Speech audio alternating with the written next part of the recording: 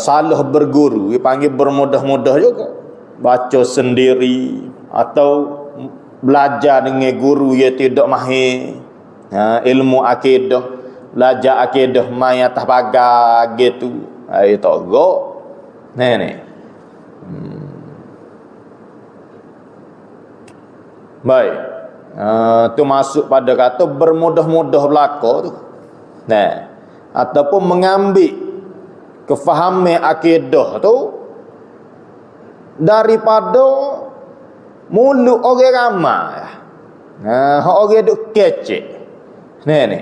Orang kata Tuhan duduk atas langit, dia pun Tuhan duduk atas langit. Bukan kata nak ngaji molek. Nah, turut kitab molek dak. Dia ikut mulut orang ramai. Orang ramai kata gitu, jolok. Orang ramai kata Tuhan duduk atas langit.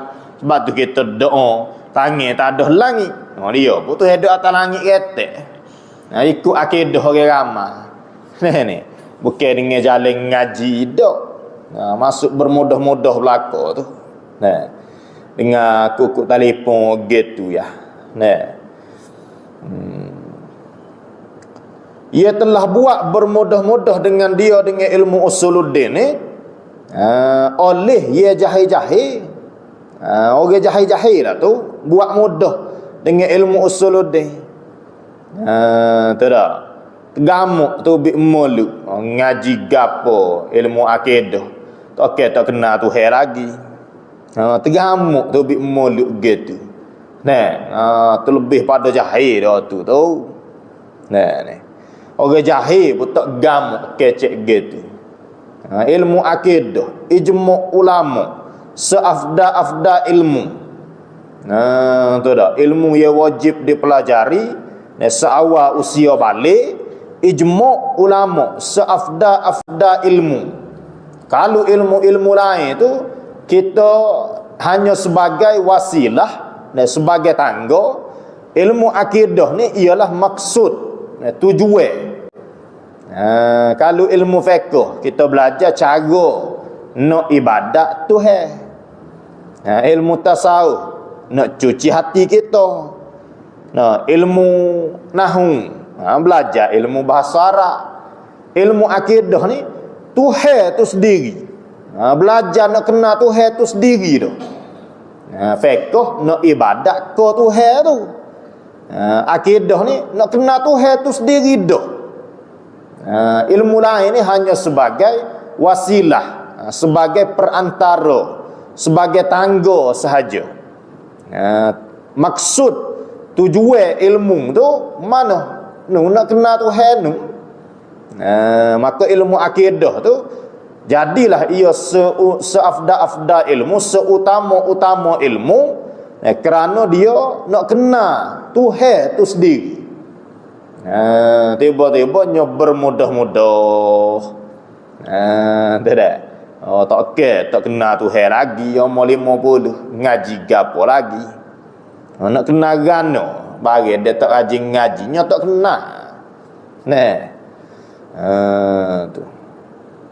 Orang jahil bermudah-mudah dengan ilmu akidah.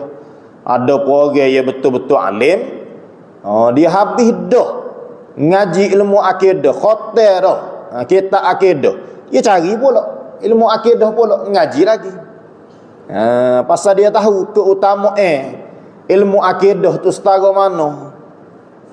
Habis dah 2 butir dah khotel, cari lagi kitab akidah lain pula, ngaji pula.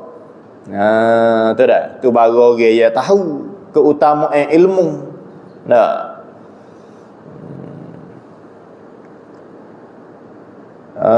Tu buat bermudah-mudah dengan dia oleh dia jahil-jahil. Bagi jahil, kita buat kira orang jahil kecek ni. Ngaji gapo ilmu akidah. Ni kita pergi dengar cerita hari kiamat baru jolok. Tu dah ni. Barulah jadi takut Tuhan. Dengar cerita hari kiamat. Tu dah. Takut Tuhan ye mana? Takut tu. Tuhan ye digambar ke dengan fikiran dia. Bukan Tuhan ye sebenar. Tuhan ye sebenar nak kena ngaji akidah dulu. Pas dia tak ngaji akidah, Tuhan dia takut tu Tuhan yang mana? Tu dah. Kabar-kabar nu Tuhan ada tangan 2 putong, ada kaki 2 putong. Tu bukan Allah Taala tu.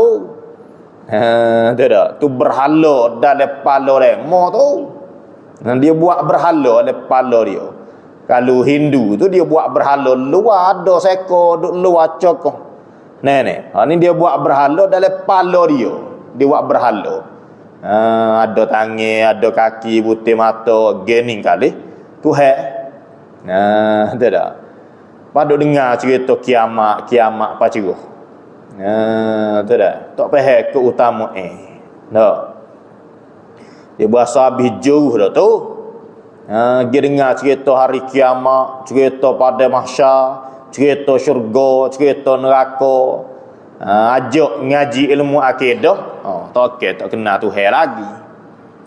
Tu dah ni. Ajak ngaji bab semaya, tak betul lagi maya ya bodoh. Ajak dengar cerita hari kiamat, petai hari dia. Ni. Dia ingat selamat dia pada hari kiamat dengan tak kenal Tuhan. Dengan ibadat tidak sah. Dia ingat selamat tu. Tu dah. Jangan jadi jahil gitu kita. Bahawasanya seafda ilmu, iaitulah ilmu akidah, ya ijma' ulama di atas wajib kita ngaji ilmu ni. Tidak ada khilaf sama sekali. Nah,